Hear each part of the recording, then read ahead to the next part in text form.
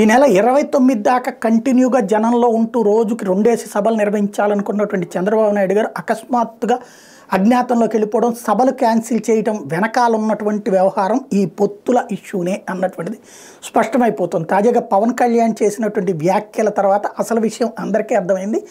ఇప్పుడు పాయింట్ ఏంటంటే తెలుగుదేశంలో చెప్తున్నటువంటిది, పవన్ కళ్యాణ్ చాలా స్పష్టంగా 1/3 సీట్లు కావాలని చెప్పారు, అట్లాగే ముఖ్యమంత్రి పదవి షేరింగ్ కావాలని చెప్పారు. అందుకనే ఆ పదవి షేరింగ్ ఇవ్వనన్నటువంటి లోకేష్ విషయంలో ఎవరిని ఏం మాట్లాడద్దని చెప్పారు.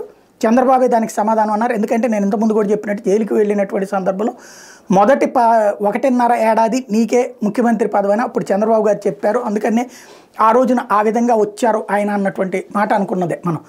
అయితే అట్లాంటిది ఇప్పుడు లోకేష్ ఏమీ లేదని చెప్పడం, ఈవెన్ డిప్యూటీ సీఎం కూడా చంద్రబాబు గారి విచక్షణ మీదకే అని చెప్పినటువంటి నేపథ్యంలో కీలకమైనటువంటి పరిణామం అయింది. అది పవన్ కళ్యాణ్ మీద ఒక పక్కన సీట్లు చెప్పకపోవడం, ఎన్ని సీట్లు అనవడం, ప్లస్ తను చంద్రబాబు నాయుడు 2 సీట్లు అనౌన్స్ చేసేసుకోవడంతో వచ్చిన ఒత్తిడి నేపథ్యంలో పవన్ కళ్యాణ్ తన నుండి సందేశం పంపించారు.